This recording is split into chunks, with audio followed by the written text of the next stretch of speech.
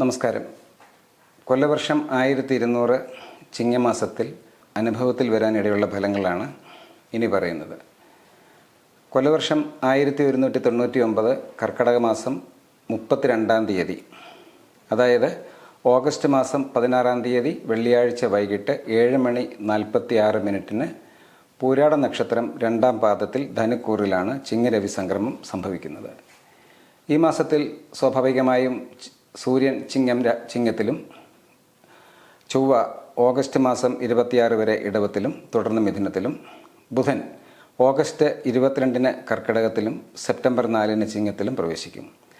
ശുക്രൻ സെപ്റ്റംബർ 4 കന്നിയിലേക്ക് പ്രവേശിക്കും. മറ്റ് ഗ്രഹങ്ങൾക്കൊന്നും ഈ മാസം ഗ്രഹപ്പകർച്ച ഉണ്ടാവില്ല. സംക്രമ സമയത്ത് ഭാഗ്യതാരക സ്ഥിതി മകം നക്ഷത്രത്തിൻ്റെ ആദ്യ പാദത്തിലാണ്. അതനുസരിച്ച് സ്റ്റെല്ലാർ അസ്ട്രോളജി കൂടി ഉൾപ്പെടുത്തി ഗണിച്ചെടുത്ത ഫലങ്ങളാണ് ഇവിടെ ചേർക്കുന്നത്. പൊതുവായിട്ടുള്ള ഫലങ്ങളാണ് ഇനി പറയുന്നത്. ഓരോ വ്യക്തിയും ജനിച്ച ജനന സമയം, ലഗ്നം, അവരുടെ ദശ അപഹാരകാലങ്ങൾ, ചാരവശാൽ അനുഭവിക്കുന്ന ഫലങ്ങൾ, ഇവയെല്ലാം അനുസരിച്ച് ഈ ഫലങ്ങളിൽ ഏറ്റക്കുറച്ചിൽ ഉണ്ടാകാമെങ്കിലും പൊതുവായി എല്ലാവർക്കും ഓരോ നാളുകാർക്കും കൂടുതലായി അനുഭവത്തിൽ വിടാനിടയുള്ള ഫലങ്ങളാണ് ഇനി പറയുന്നത്.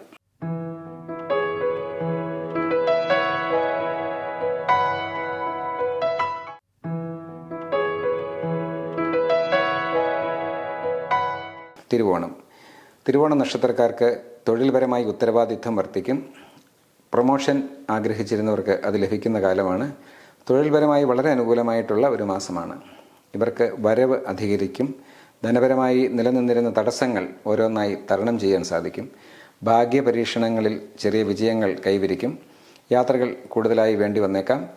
ആരോഗ്യപരമായ വിഷമതകളിൽ അനുഭവിക്കുന്നവർക്ക് അത് തരണം ചെയ്യുന്നതിനും സാധിക്കും.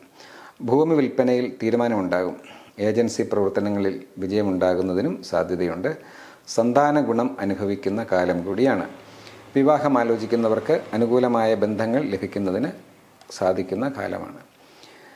ഈ മാസം ഇവർ പ്രധാനമായും നാഗരാജ ക്ഷേത്ര ദർശനം നടത്തുക, നാഗരാജാവിന് നൂറും പാലും നടത്തുക, ആയില്യം പൂജ നടത്തുക മുതലായവ ചെയ്ത് നാഗരാജാവിൻ്റെ പ്രീതി സമ്പാദിക്കുന്നത് ഇവർക്ക് ഗുണാനുഭവങ്ങൾ ലഭിക്കുന്നതിന് വളരെയധികം സഹായിക്കുന്ന ഒരു പരിഹാരമാണ്.